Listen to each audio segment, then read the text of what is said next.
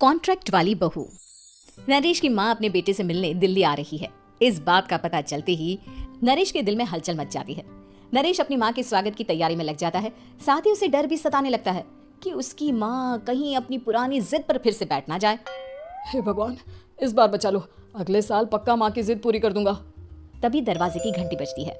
नरेश दरवाजा खोलता है तो सामने अपने मकान मालिक को देखकर हैरान हो जाता है, क्योंकि उनके साथ एक सुंदर सी लड़की भी थी।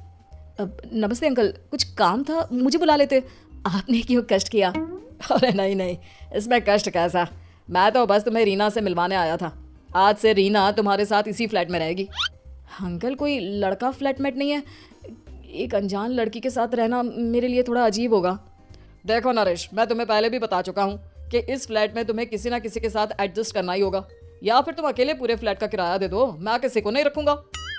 नरेश अपने मकान मालिक की बात सुन के रीना के साथ रहने के लिए तैयार हो जाता है, पर अंदर ही अंदर उसे ये बात खाने लगती है कि वो अपनी माँ को क्या जवाब देगा जब उसकी माँ रीना के बारे में उसे पूछेगी।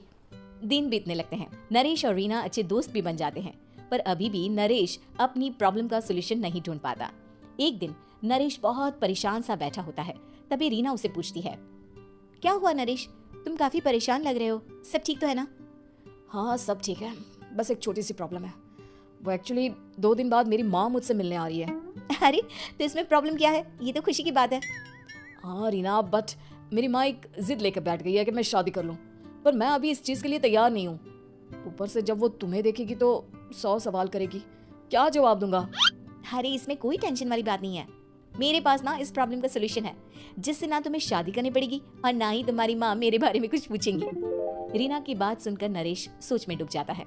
वो सोचता है कि रीना खुले ख्यालों वाली लड़की है, कहीं माँ को सच बता ना दे। नरेश को सोच में डूबा देखकर रीना कहती है, अरे क्या हुआ, किस सोच में पड़ गए? डोंट वरी, जैसा तुम सोच रहे हो ना वैसे कुछ भी नहीं है, मेरे पास एक प्लान है। मैं कुछ समझ नहीं पा रहा हूँ, कैसा प्लान? मैं समझाती हूँ। हम ना एक कॉन्ट्रैक्ट मैरिज कर लेते हैं। फिलहाल मेरे पास जॉब नहीं है, तो तुम इस रूम का किराया दे देना जब तक तुम्हारी माँ यहाँ रहेंगी, सिर्फ तब तक। और तुम अपनी माँ से कह देना कि मैं तुम्हारी पत्नी हूँ, इससे वो मेरे यहाँ रहने पर कोई सवाल भी नहीं करेंगी। अरे बात तुम्हारी ठीक है, पर माँ से झूठ बोलना, ना पापा, मैं ये रिस्क नहीं ले सकता। कोई और आइडिया दो ना तुम। देखो मंजूर हो तो बोलो, वरना सच बता दो, मुझे कोई प्रॉब्लम नहीं है। रीना की बात सुनकर नरेश सोच में डूब जाता है। बहुत सोचने के बाद जब उसे कोई रास्ता नहीं मिलता तो वो रीना के बताए हुए रास्ते पर चलने के लिए तैयार हो जाता है। वो रीना से बात करता है और अपनी माँ की पसंद और नापसंद के बारे में बताता है। रीना भी नरेश की सभी बातों को ध्यान से सुनती है ताकि कहीं उससे कोई गलती ना हो जाए। आखिर वो दिन भी आ जाता है जब नरेश की माँ उससे मिलने दिल्ली आ जाती है। नरेश अपनी माँ को फ्लैट पर लेकर जाता है। जैसे ही नरेश की माँ फ्लैट के अंदर जाती है, रीना उसके पैर छू लेती है।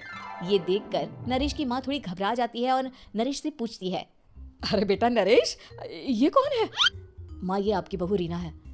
माफ़ी चाहता हूँ, सब कुछ इतनी जल्दी में हुआ कि आपको बता ही नहीं पाया, इसलिए सोचा कि क्यों ना आपको सरप्राइज दिया जाए। अरे बेटा, मैं तो बस तेरा घर बसा हुआ देखना चाहती थी। हाँ, बहुत अरमान थे अपनी इकलौती बेटी की शादी को लेकर, लेकिन कोई बात नहीं, शायद किस्मत को यही मंजूर होगा। ये कहते ही नरेश की माँ रीना को गले लगा लेती है। रीना बेटिया, मेरा बेटा ना थोड़ा नादान है, पर तुम काफी समझदार लगती हो और मैं जानती हूँ कि तुम इसका बहुत अच्छे से ध्यान रखोगी। माँ आप चिंता मत कीजिए, मैं सब संभालूंगी। नरेश की माँ अपने बहू और बेटे के साथ खुशी खुशी रहने लगती है। दिन बीतने लगते हैं। नरेश की माँ और रीना का रिश्ता बहुत मजबूत होता चला जाता है। वो दोनों सारा दिन एक साथ रहती और खूब बातें करती। इधर साथ रहते रहते नरेश और रीना भी एक दूसरे से प्यार करने लगते हैं। दोनों को इस बात का एहसास हो जाता है, फिर भी वो इस बात को छुपा कर ही रखते हैं। एक दिन नरेश की माँ और रीना शादी के बारे में बात करने लगते हैं। रीना बिटिया, ये तो नरेश ने मुझे बिना बताए शादी कर ली, वरना मैं तो अपनी इकलौती बेटी की शादी इतनी धूमधाम से करती कि सारी दुनिया देखती रह जाती। अच्छा माँ, आप ऐसा भी क्या करती नरेश और मेरी शादी में जो दुनिया देखती रह जाती? अरे बिटिया, एक माँ के अरमान तुम अभी नहीं समझोगी। मैं तो अपनी बहू को एक रानी की तरह लेकर आती और शादी भी बिल्कुल शाही अंदाज में करती, पर मेरे तो सारे अरमान ऐसे ही रह गए। खैर, मुझे तो अपने बेटे और बहू की खुशी चाहिए बस। ये कहते हुए नरेश की माँ की आंखों में आंसू आ जाते हैं। रीना भी ये सुनकर ख्यालों में खो जाती है, क्योंकि वो भी मन ही मन खुद को नरेश की पत्नी और उसकी माँ की बहू मानने लगी थी।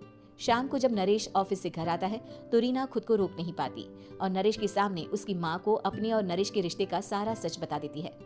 रीना की बात सुनकर नरेश की माँ दोनों से बहुत नाराज हो जाती है और घर वापस जाने की बात करने लगती है।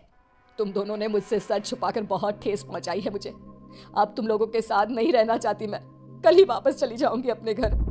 माँ मुझे माफ कर दो, ये सब मैंने रीना के कहने पर ही किया है, वरना मैं भी आपको कभी ठेस पहुंचाने के बारे में सोच भी नहीं सकता।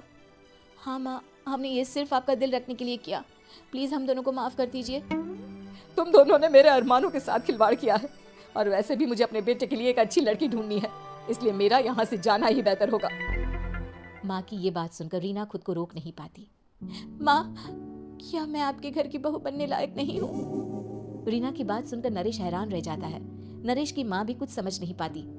मैं कुछ समझी नहीं, आखिर तुम कहना क्या चाहती हो? माँ, मैं वो नरेश से बहुत प्यार करती हूँ और साथ ही साथ मैं आपको भी अपनी माँ मान बैठी हूँ। आज जब आपकी बातें सुनी तो खुद को रोक नहीं पाई, इसलिए सारा सच आपको बता दिया। रीना की बात सुनकर नरेश की माँ की आंखों में आंसू आ जाते हैं और वो अपने बेटे नरेश और रीना को गले लगा लेती है। मेरे घर की बहू तो सिर्फ रीना बिटिया ही बनेगी। मैं आज ही तुम दोनों की शादी की तारीख निकलवा दूंगी, बस एक बार तुम्हारे घर वाले मान जाए। उसी दिन रीना के माता पिता भी उनके फ्लैट पर आ जाते हैं। दोनों परिवार आपस में बैठकर बातें करते हैं और शादी के लिए राजी हो जाते हैं। रीना भी कॉन्ट्रैक्ट फाड़ देती है और कहती है, सही मायने में मैं अब बहू बनूंगी, अब तक तो सिर्फ कॉन्ट्रैक्ट वाली बहू थी।